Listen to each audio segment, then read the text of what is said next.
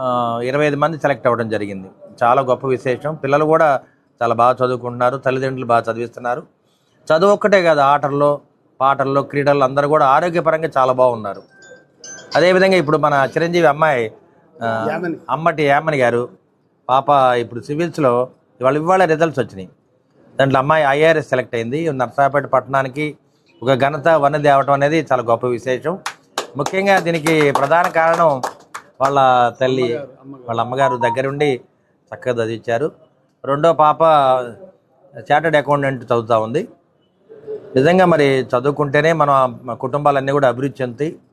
చంద్రబాబు నాయుడు గారు మనకి ఏదైతే ఆదేశాలు ఇచ్చారో దాని ప్రకారం చంద్రబాబు నాయుడు గారు, పవన్ కళ్యాణ్ గారు, నరేంద్ర మోడీ గారు ఉమ్మడి కూటమిలో పిల్లలందరూ కూడా బాగా చదువుకోవాలి, బాగా చక్కగా సెటిల్ అవ్వాలనే ఆలోచనతో ఈ ప్రభుత్వం నడుస్తుంది. అందువలన ప్రతి పిల్లలు కూడా, ప్రతి ఒక్కళ్ళు కూడా మరి చదువులు బాగా పోటీ పడుతున్నారు. తల్లిదండ్రులు చిన్న చిన్న రైతులైనా కానీ, చిన్న చిన్న కుటుంబాల నుంచి కూడా వాళ్ళ పెద్ద పెద్ద ఐఏఎస్ ఆఫీసర్లు, ఐఆర్ఎస్ సెలెక్ట్ అవుతున్నారు. దానికి తార్కాణం మన పాప యామిని.